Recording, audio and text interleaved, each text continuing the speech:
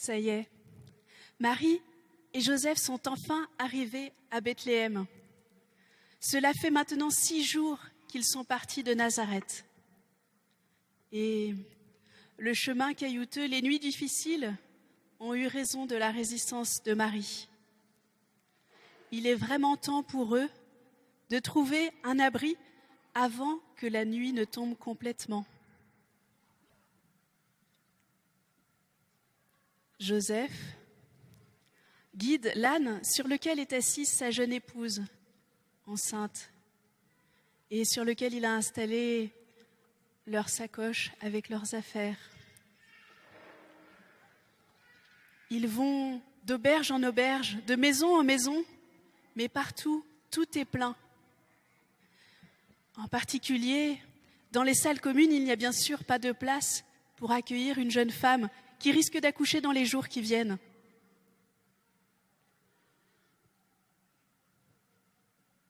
À cause du recensement, parce que l'empereur a décidé de faire compter tous les habitants de l'Empire selon leur lieu d'origine, il n'y a plus de place nulle part.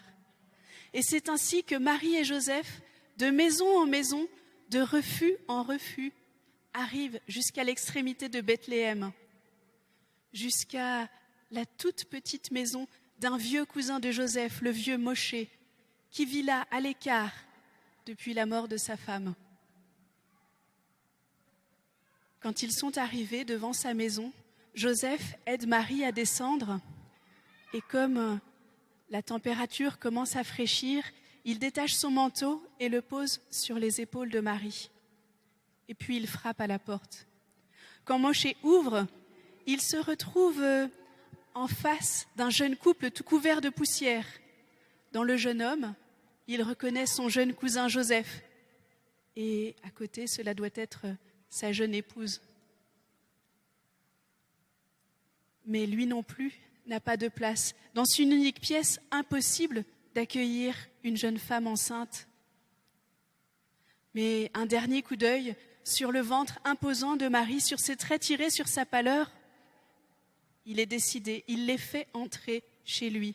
Il fait asseoir Marie sur un tabouret et tout en maugréant contre le recensement, les Romains, les aubergistes, il s'active dans la maison. Il tire de son coffre 2 couvertures bien épaisses, un peu rugueuses, qu'il met d'autorité dans les mains de Joseph. Et puis, tout en continuant à s'activer, il attrape une miche de pain, un bol d'olive, une cruche d'eau, une petite lampe à huile, une réserve d'huile, et il leur explique ce qu'il a décidé.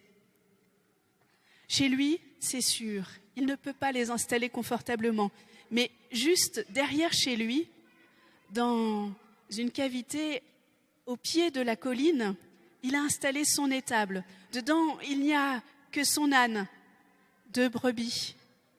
Il y a largement assez de place pour eux. Et puis, il vient de changer la paille, elle est toute fraîche. Ils vont pouvoir s'installer.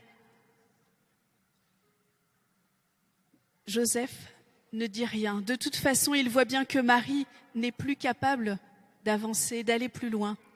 Alors, ils suivent Moshé. Ils le suivent juste à l'extérieur de chez lui, derrière chez lui, et ils peuvent s'installer dans l'étable. Tout est comme Moshé leur a dit. L'odeur sucrée de la paille fraîche, les bêtes qui sont là. Il fait bon, il fait tiède. Et pendant que Moshé s'occupe de l'âne de Joseph, il laisse le jeune époux s'occuper de Marie. Discrètement, il s'éclipse et revient avec un baquet d'eau avec lequel il lave les pieds de Marie, puis ceux de Joseph. Il ressort à nouveau discrètement, après un dernier coup d'œil jeté sur Marie, et il revient avec un baquet d'eau tout propre, des linges et du sel. Et se sentant inutile, maladroit, il ressort à nouveau. Joseph et Marie sont maintenant seuls dans l'étable. Et là, dans la douce tiédeur de l'étable, ils réalisent ce que le vieux Moshé a compris avant eux. que la naissance va avoir lieu cette nuit.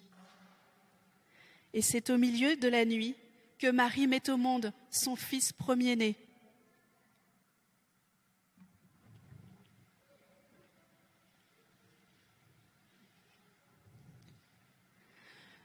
Joseph aide Marie à laver l'enfant, à le frictionner de sel comme le veut la tradition, à le masser avec de l'huile, à l'envelopper de linge. Et puis une fois que Marie a nourri l'enfant, Joseph le prend délicatement dans les mains, ses grosses mains calleuses de travailleur, et avec tendresse, il berce cet enfant qui pleure. Il lui dit « Jésus, tu t'appelles Jésus. N'aie pas peur, petit enfant, je vais prendre soin de toi. »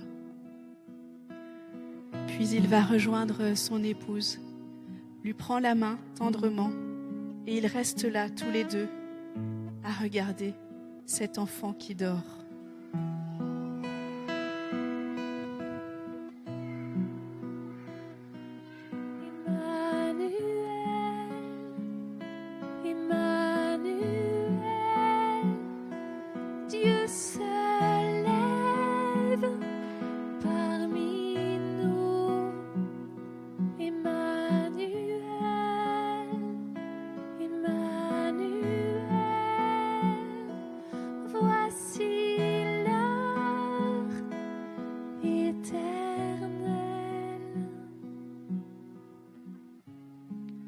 Marie et Joseph sont seuls avec Jésus dans l'étable. Mais ils ne sont pas tout seuls dans les environs. Dans les environs, il y a des bergers, en haut de la colline, avec leurs troupeaux de chèvres et de moutons.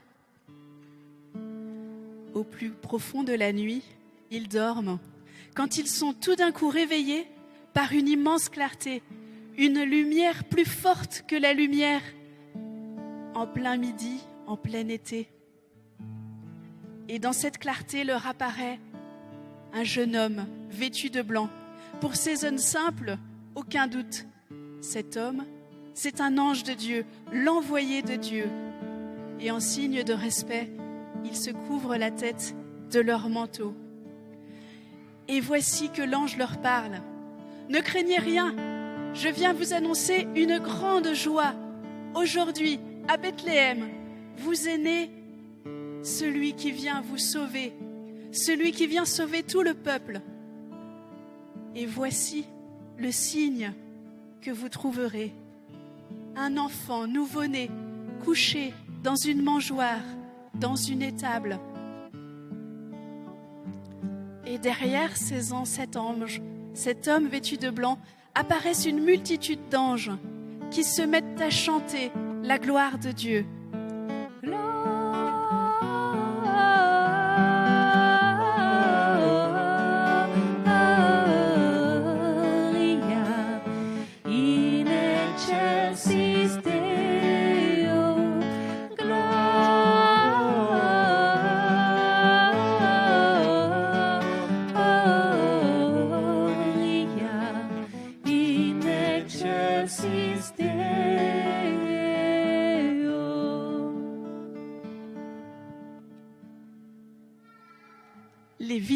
Les anges en hâte se préparent.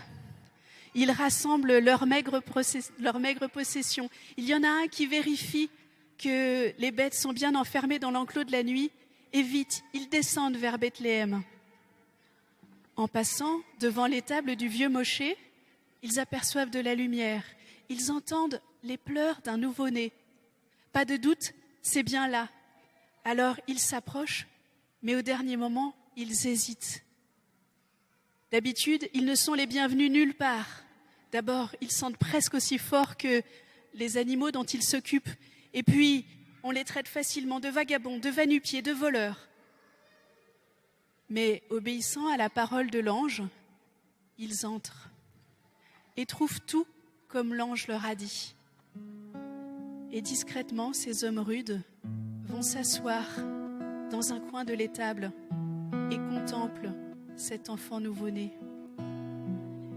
Le vieux Moshe, lui aussi, a été réveillé par les pleurs de l'enfant. Il a longuement hésité.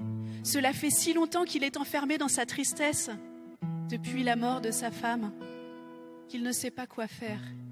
Et puis une idée lui vient. Il ouvre son coffre, il en sort une couverture de laine blanche toute douce, celle dans laquelle sa femme enveloppait leurs enfants quand ils étaient tout petits. Il y trouve une tunique presque neuve, une tunique de sa femme. Et ces deux trésors serrés contre son cœur, il sort, il s'en va vers l'étable. Au moment d'entrer, il entend des voix. Une colère le saisit chez lui des bergers.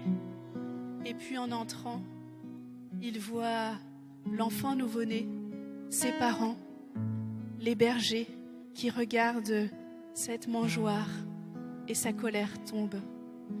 Il va s'asseoir à côté d'un jeune berger et tous ensemble, ils restent là à regarder cet enfant nouveau-né, cet enfant annoncé par les anges.